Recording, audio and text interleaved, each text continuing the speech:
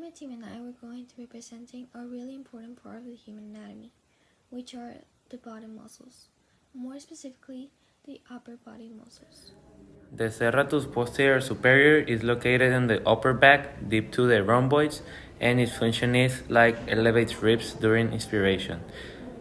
The second one is the serratus posterior inferior, that is located in the lower back, deep to the latissimus dorsi, and its function is depress ribs during expiration. The external intercostals are located in the between ribs, superficial to internal intercostals, and the function is like depressed ribs during the inspiration. The internal intercostals are located in the between ribs, deeper than externals, and its function is depressed ribs during the expiration. The subcostal muscles are located in the inner posterior thoracic wall, spanning multiple ribs, and its function is depressed ribs assist in expiration. And the last one is the transversus thoracis, that is located in the inside anterior thoracic wall, that is behind the sternum, and the function is depressed ribs expiration at. Have the external oblique, which is one of the largest, most superficial abdominal muscles, located on the sides of your abdomen. It runs from the lower ribs diagonally downwards and forward to attach to the pelvis and midline of the abdomen. It works with the other abdominal muscles to stabilize the core, support organs, and enable twisting, bending, and pulling movements of the torso. The internal oblique is an abdominal muscle located in your side, deep to the external oblique and superficial to the transversus abdominis muscle, extending from the lower back and pelvis up to the ribs and abdomen. Its primary function is to help bend and rotate your trunk.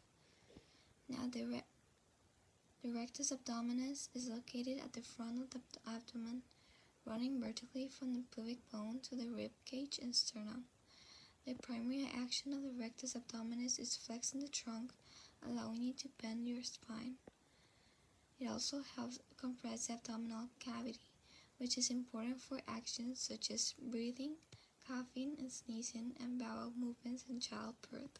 Pyramidalis muscle is a small, triangular-shaped muscle located in the lower abdomen, in front of the rectus abdominis muscle and within the sheath.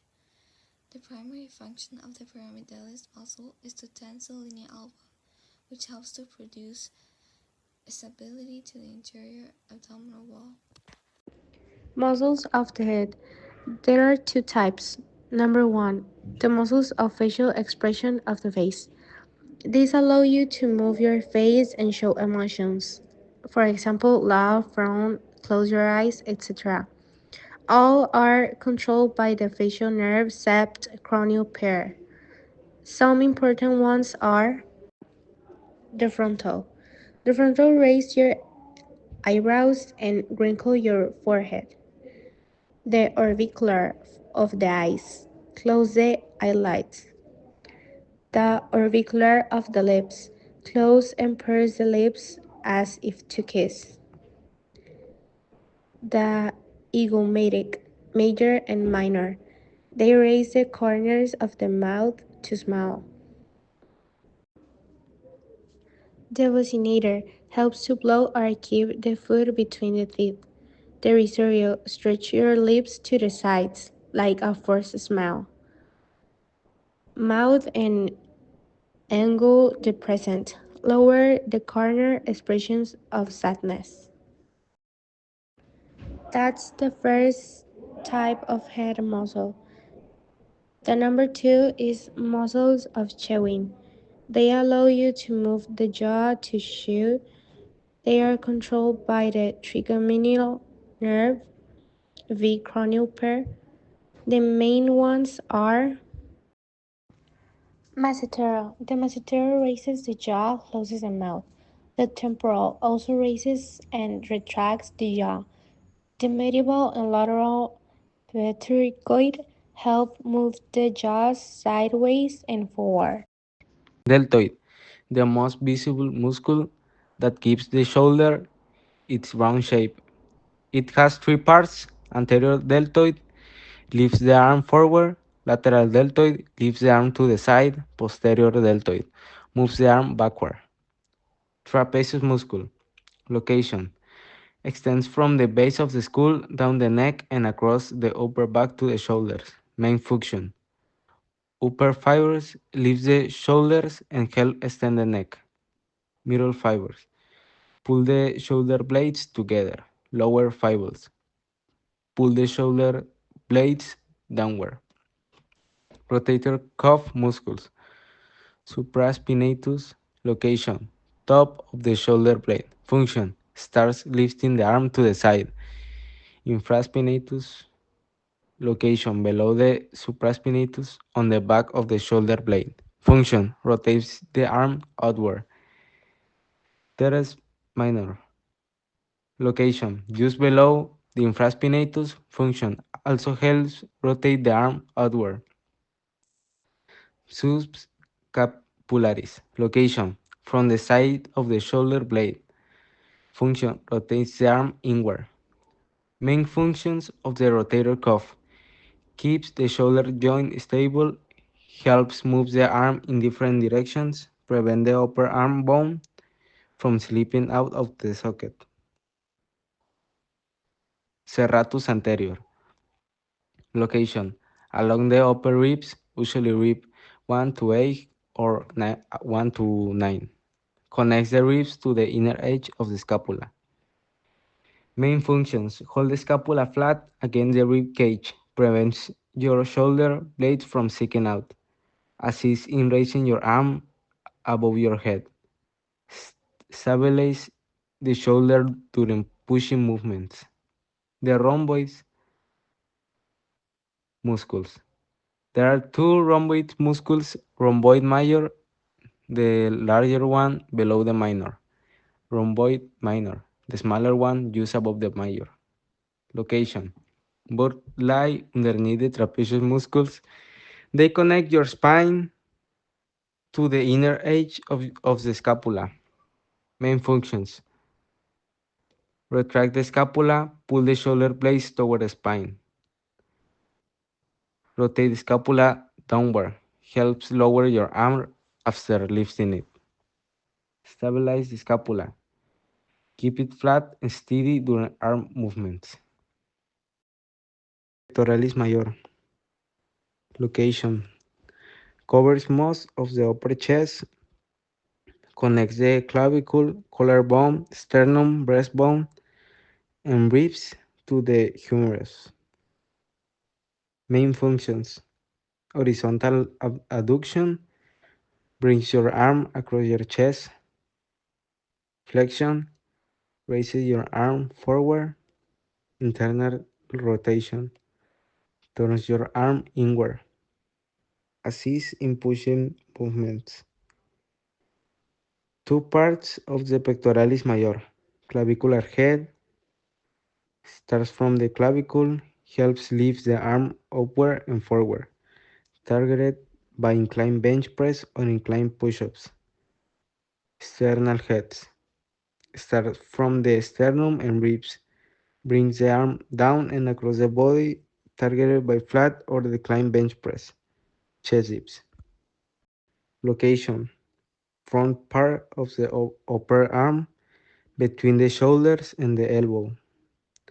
The word biceps means two heads because it has two parts that come together into one tendon. Two heads of the biceps. Long head starts from the top of the shoulder joint, runs along the outer side of the arm, helps stabilize the shoulder. Short head starts from the coracoid process, a small bone protection of the scapula, runs along the inner side of the arm, assisting lifting and pulling movements. Main functions: elbow flexion, bends the arm at the elbow. Forearm supination, turns the palm upward. Shoulder flexion, helps lift the arm forward. Brachialis, name origin, from Latin brachium, meaning arm. It is really the arm muscle. Location lies in the anterior compartment of the upper arm, deep to the bicep. Extends from the lower half of the humerus to the upper part of the ulna. Function primary elbow flexor flexes the forearm at the elbow joint. Unlike the biceps, it acts only on the elbow joint. It flexes the forearm in all positions of the forearm rotations. Coracobrachialis. Name origin from Latin coraco, coracoid process plus brachium, arm, meaning the muscle from the coracoid to the arm. Location located in the anterior compartment of the arm, lies deep to the short head of the bicep brachii and superficial to the brachialis. Functions flexion of the arm at the shoulder joint, adduction of the arm, brings the arm closer to the torso, stabilization of the shoulder joint, prevents dislocation of the humeral head during movement. Triceps.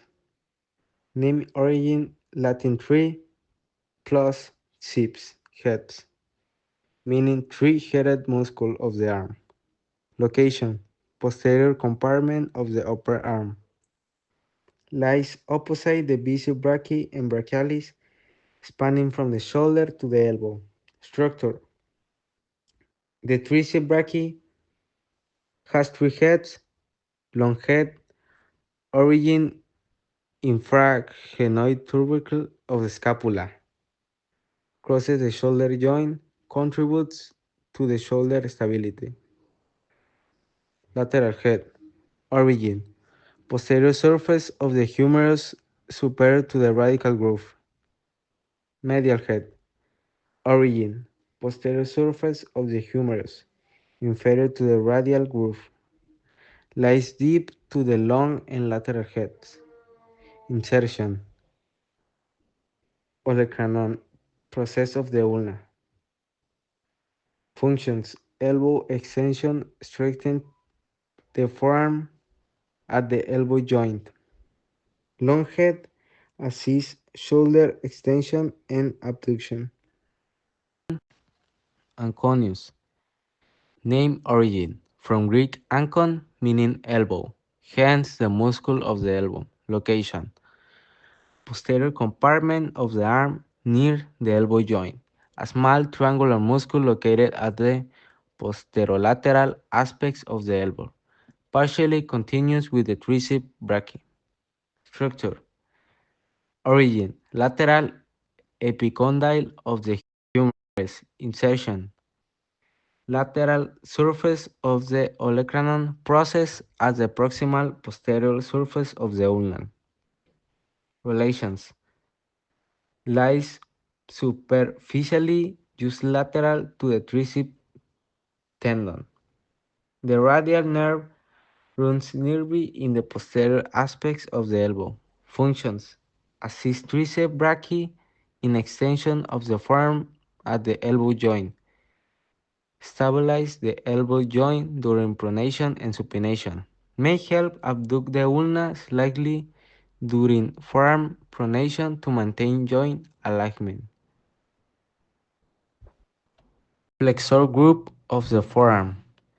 The flexor muscles of the forearm are located in the anterior compartment and are primarily responsible for flexion of the wrist and fingers, as well as pronation of the forearm.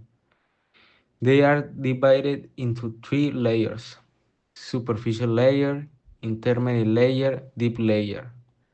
All are supplied mainly by the median nerve, except for the flexor carpi ulnaris and the medial half of the flexor digitorum profundus, which are supplied by the ulnar nerve.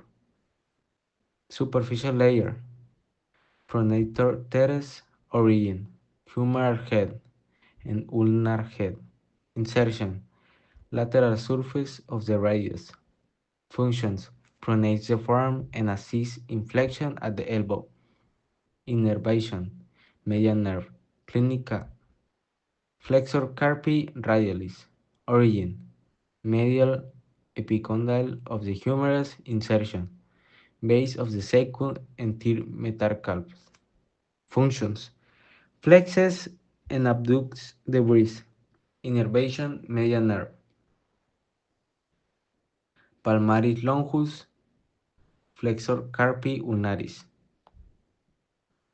Intermediate layer. Flexor digitorum superficialis. Origin. Medial epicondyle and upper anterior radius. Insertion. Middle phalanges of digits 2 to 5. Functions. Flexes the proximal interphalangeal joints and assists in wrist and metacarpophalangeal flexion. Deep layer. Flexor digitorum profundus. Origin. Upper 3/4 of anterior and medial ulna and interosseous membrane. Insertion. Base of the distal phalange of the digital 2 to 5. Function. Flexes the distal interphalangeal joints and help flex wrists and fingers. Innervation. Lateral half median nerve. Medial half ulnar nerve. Flexor pollicis longus. Origin. Anterior surface of the radius and interosseous membrane.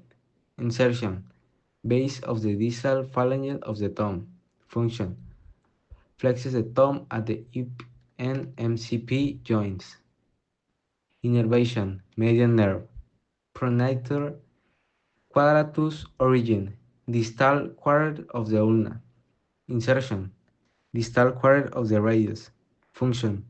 Principal pronator of the forearm. Stabilize distal radio-ulnar joint. Innervation. Median nerve.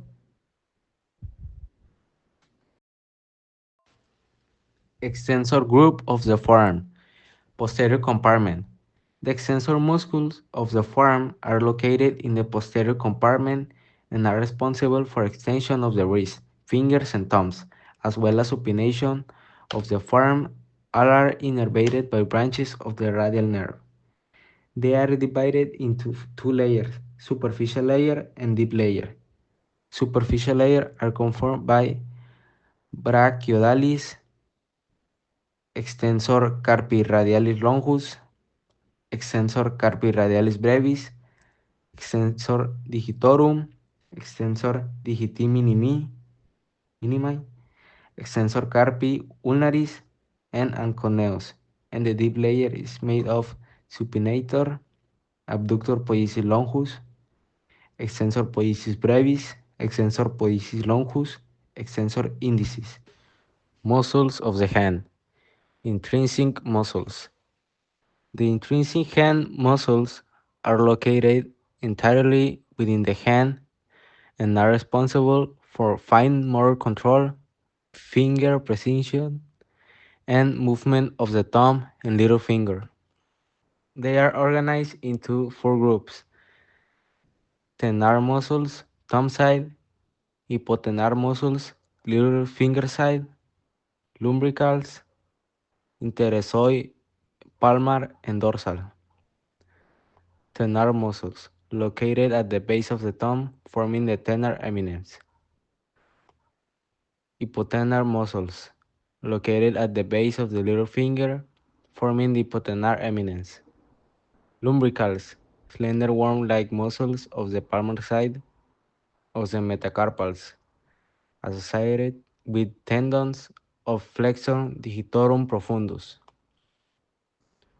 Interossei muscles, located between the metacarpal bones.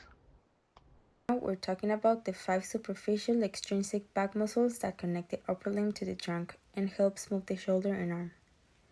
The first one is trapezius. It's a big diamond-shaped muscle that covers the upper back and neck.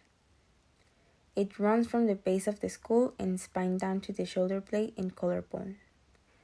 The trapezius helps you shrug your shoulders, pull your shoulder blades together, and move them downwards.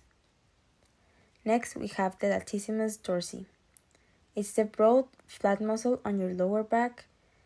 It starts from your lower spine and hips and attaches to the upper part of your arm bone. Its main job is to extend and rotate your arm inwards. Now, let's move to the levator scapulae. This muscle sits along the side of your neck. It goes from the top cervical vertebrae down to the upper part of your scapula. As its name suggests, it elevates the scapula, meaning it lifts your shoulder blade. The fourth one is rhomboid major. It's found underneath the trapezius, running from your upper spine to the inner edge of your scapula. It rotates the scapula downwards and helps keep it stable against your back. And just above that, we have the rhomboid minor. It's smaller but works together with the rhomboid major. Helps retract, rotate, and stabilize the scapula, basically supporting all those upper back movements. So now we're going to talk about the muscles of the neck.